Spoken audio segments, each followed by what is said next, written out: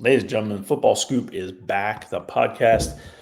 Michigan has sent their letter to the Big Ten saying, it's not fair to take any action against us without due process. Due process should take somewhere between 1 and 3 years, in Michigan's opinion.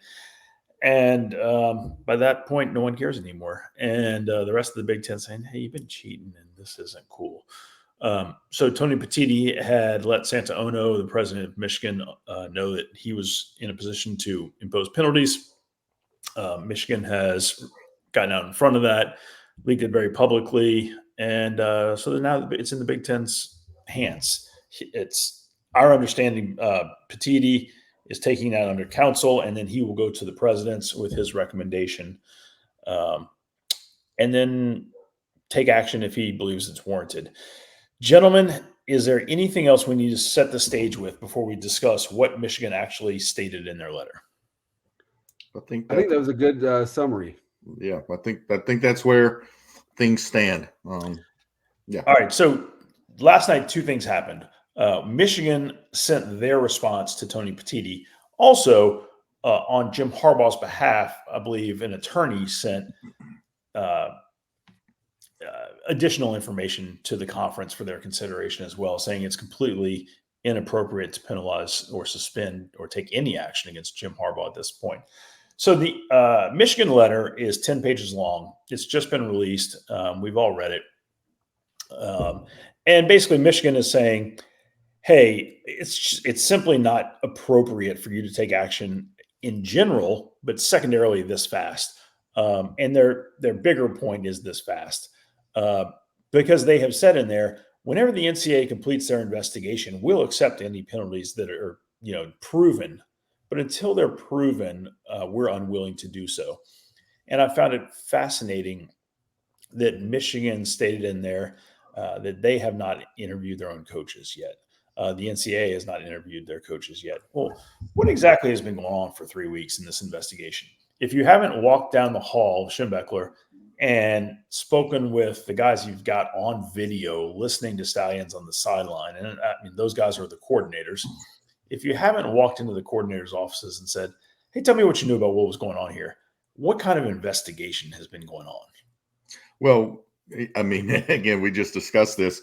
I think it's semantics. I think it's fine-tuning the letter. I don't think that Michigan is saying its officials haven't asked their coaches. They're just not supplying the information their coaches might have shared, or they're not telling in the letter what their coaches shared. They're simply saying that the Big Ten hasn't interviewed their coaches. Now, has the Big Ten investigative arm been allowed to interview the Michigan coaches? We don't know, because Michigan is hiding behind legal letters in this matter and saying they can't answer questions, even though they're very clearly leaking these documents in advance of publishing these documents, which again is just theater of the absurd. And specifically on the fourth page of the letter, when they talk about how the commissioner lacks the authority under the sportsmanship rule to punish an individual without direct evidence against that person, it also notes, though, that the Big Ten commissioner could punish an institution in certain situations, and is indicating it can only do it if it knows an individual has broken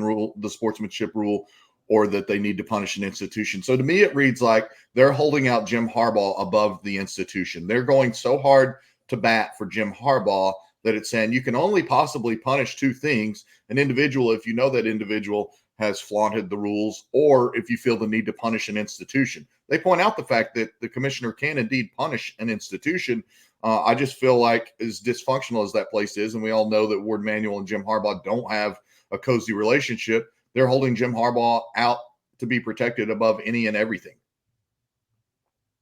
I believe there's a massive difference between saying you don't have evidence that we cheated and saying we did not cheat.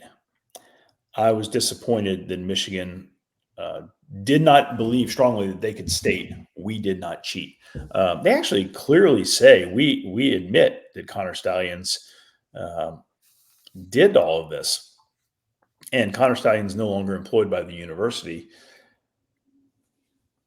So they're admitting to having broken the rules, although they're claiming the rules are vague and not necessarily very clear on this.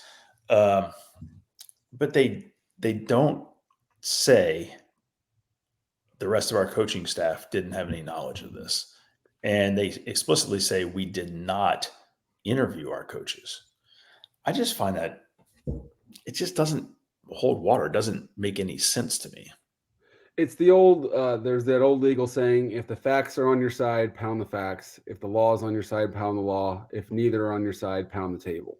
And it seems like to me they're somewhere between 0.2 and 0.3. And we all know they're just trying to drag this investigation out, run the clock out so they can try and cash in with this team that they have and go win a national championship.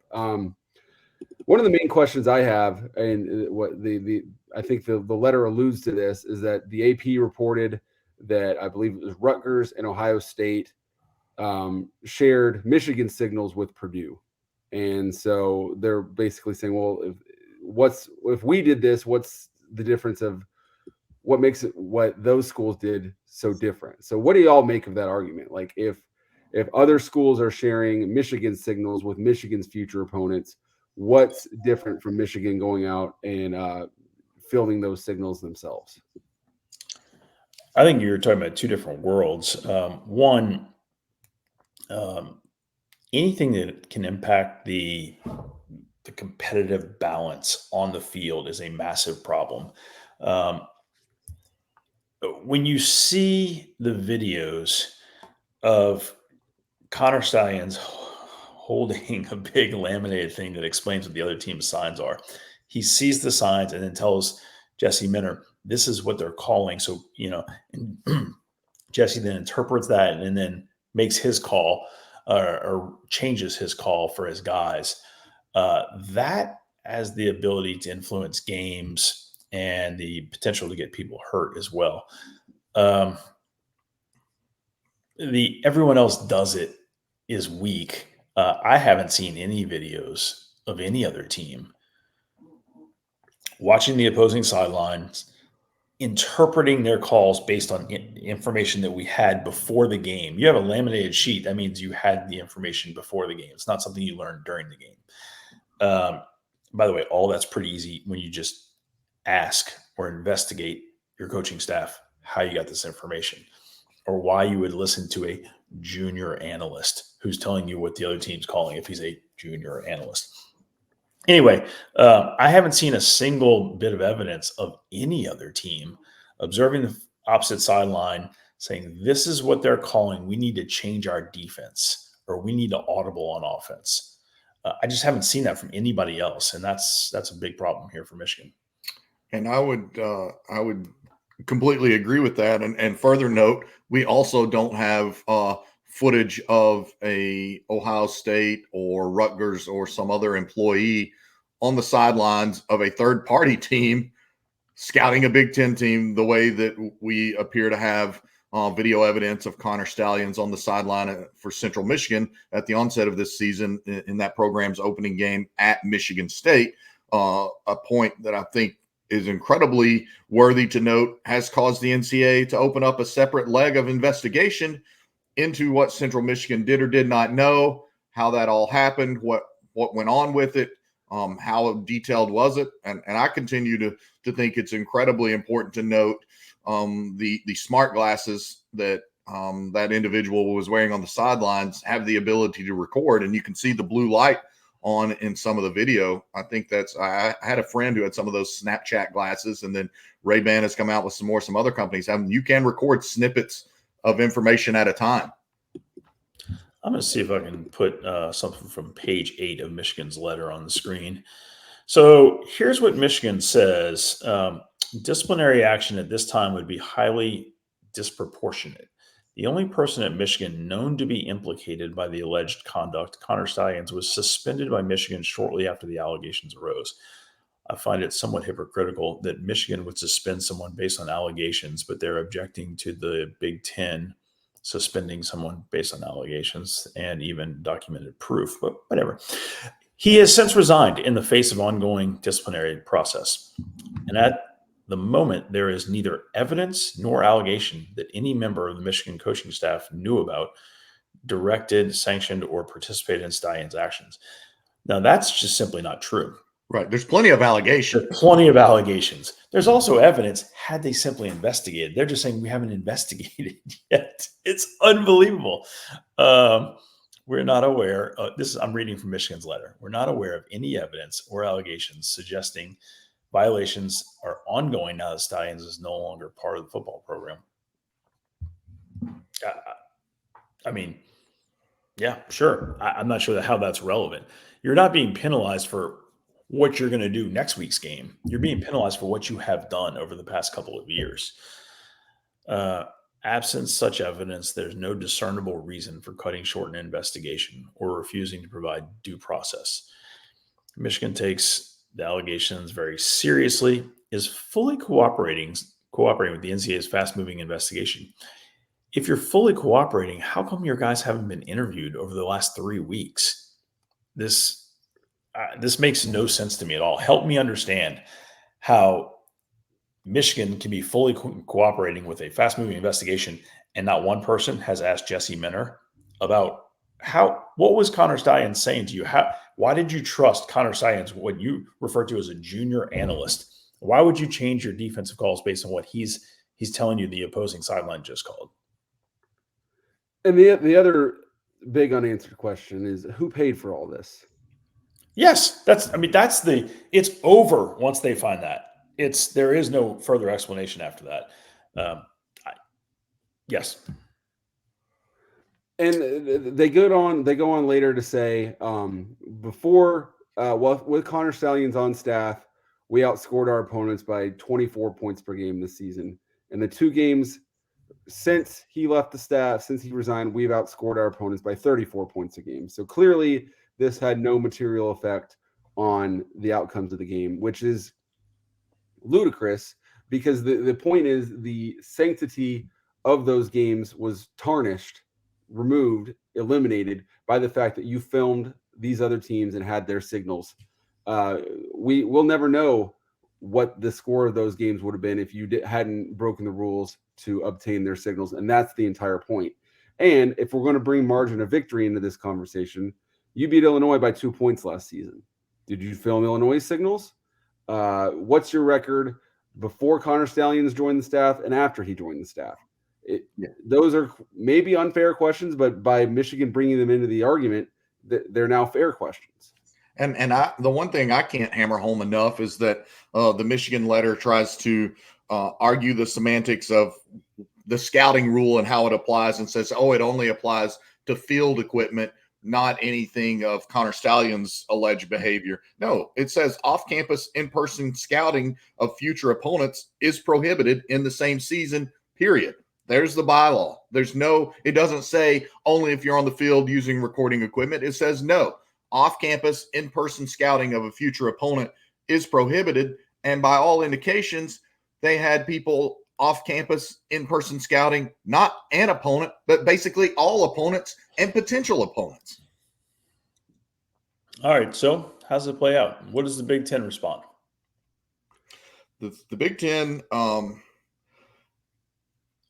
here's the thing. The Big Ten can take a page from Michigan's playbook right now. Since Michigan wants to let the legal process play out, the Big Ten can impose penalties, suspend Jim Harbaugh, and if Michigan appeals, the Big Ten can say, okay, let's let the process play out, but he's suspended because we're the Big Ten until the process plays out. That's exactly what I would do. So we had this conversation yesterday or the day before about you have direct video evidence of guys changing their calls based on what Connor Stallions is telling you the other sideline is calling. And that's the coordinators. And I said, how are you going to suspend Jim, but not the coordinators? And John, you brought up it's a safety of the game issue. You got to leave enough coaches there. If you're going to let the players continue to play, you got to give them enough coaches. So the Big Ten needs to take some action. They sit Jim Harbaugh indefinitely while they, further the investigation or finish the investigation, which could take years. The NCAA investigations don't take weeks. They just don't. They haven't investigated the coaches. I'm sorry, they haven't interviewed the coaches. They haven't interviewed Connor Stallions or a single coach at Michigan. How is that possible? So this thing doesn't end for quite some time. Yeah, you call at 7 a.m. Hey, we're sending 3 people up. We're driving from Indianapolis to Ann Arbor. We'll be there at noon. Make your people available. We'll have it wrapped up by 7 p.m. tonight. That's it.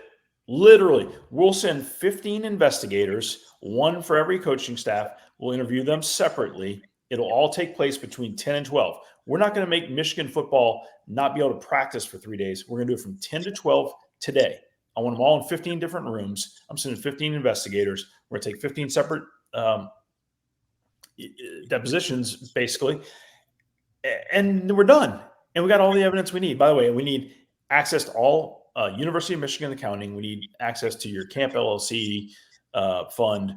We need access to Connor Stallion's bank records. We need access to all the phones. We need access to every staffer's phone. We will also want access or ability to be able to pull those phone records, which may indeed be happening as a element of the NCAA investigation. But again, we all know the timeline of that is exactly what Michigan wants. And we need your compliance records. We need to see who authorized all these payments. We need to see the compliance signed off on these, that audit signed off on these. We need to see who in football and who in athletics approved all these payments. And this is just simple stuff. Any outside law firm can handle this in 1 week. And I would also contend, as Michigan sits here and tries to gain the moral high ground and the legal standing that it's premature to act, especially based on the sportsmanship policy, I would believe that the sportsmanship policy could be an issue here because your head coach already opened this season on suspension as part of a concurrent ongoing investigation into an entirely different matter. At what point does sportsmanship matter, especially in the grand Big Ten, to where you say it's sportsmanship because every time we turn around, we have a freaking public national black eye because of what Michigan is doing, either flaunting recruiting rules during a freaking pandemic or because now multiple 12 Big Ten institutions, additional outside people have confirmed a football scoop in different conferences that Connor Stalions had tried to hatch his scheme, on a huge geographic footprint. It's sportsmanship because it's embarrassing. Honestly, Zach, before we started to record this, I had forgotten about how close Michigan was to losing. I think that game was at It was in Ann Arbor. It was in Michigan, yeah. And Illinois was winning that game, and then there was some weird thing where Illinois basically gave the game away. Do you remember there was a touchdown or a fumble? Illinois was going in, or maybe the quarterback threw some horrible pick as they were about to score, something like that. You remember that? And it just turned the fourth quarter. I don't remember that. I just remember from that game, I believe Michigan won on like a last-second field goal or something. It came down to the wire, and how legitimate was that win? We'll never know, and that's the entire point. That's the issue here. It's not that, we won this game by 24, we won this game by 28. It's that game did not take place on a level playing field. If Illinois had beaten Michigan at Michigan late, that was like week 9, week 10, I think. Michigan doesn't make the college football playoff, right? Correct. So how many dollars is that worth to the University of Michigan and Big Ten Conference? And now you're unjustly enriched. And this is just – the attorneys would have a field day with this. But Michigan doesn't care. All they want to do is get this past January 10th, past January 9th. They just don't care. They want to try to win the national championship here. They're good. Harbaugh rides off into the sunset. And Michigan's – hey, we won it on the field. You can say whatever you want about some Connor Stalions junior analyst. And the Michigan Go Blue will say, this is just some weird dude who sells vacuums that don't even work. Who would buy a vacuum from this dude? Why is he even on our staff? He was nobody. He was a vacuum guy. He probably vacuumed up the carpet. That's all he did for Michigan. He was a cleaner. Meanwhile, there's video of him here. Jake Moody, to answer the trivia question, Jake Moody had to kick 2 field goals inside the final 3.5 minutes, including with 9 seconds left in the game, to give Michigan a 2-point win at home against double-digit underdog Illinois last year. Michigan got its ball back. Just when Illinois turned over the ball and gave them a short field. Yeah, it was a horrible turnover, I remember. Anyway, so from a on-the-field safety standpoint, it seems highly unlikely the Big Ten would take action on a Friday night that impacts a coaching staff. A logical time, if you're going to have a coaching impact decision, is Sunday or Monday. Late in the week, it's hard for teams to adjust like that for whatever reason. So something could come out today. Today's Thursday. Something could come out today, possibly tomorrow morning, but more likely Sunday or Monday, I would think. Yeah, the last thing I would note, and we have this in our reporting, is that in speaking with multiple officials at other schools around the Big Ten, they absolutely do not interpret that Commissioner Petiti cannot impose penalty at this point in time. And they pointed out the fact that the Big Ten, I think, hired an outside law firm to ensure along this process that it could impose penalty as it deemed necessary. But that to me is another central element of this whole fascinating scenario is if the Big Ten doesn't punish Michigan, what message does that send to the entire rest of the Big Ten Conference membership, especially if 12 teams have supplied evidence against Connor Stallions, if we know for a fact, as we do from people communicating with us, that they believe that the Big Ten commissioner absolutely can impose penalty against Jim Harbaugh and or Michigan. Gentlemen, it's the Football Scoop Podcast. A lot's going to happen in the next couple of days. The whole country is watching, to be honest. Everybody has an opinion. Everybody's opinions get swayed by all these leaks. There's a lot of pro-Michigan leaks, a lot of anti-Michigan leaks. It's kind of weird, to be honest. Let's just let the facts play out and see what the Big Ten does. Mitchie leaks. That's what I've been calling it, the Mitchie leaks situation. There we go. Footballscoop.com. We'll keep everybody posted. We're out. Bye-bye.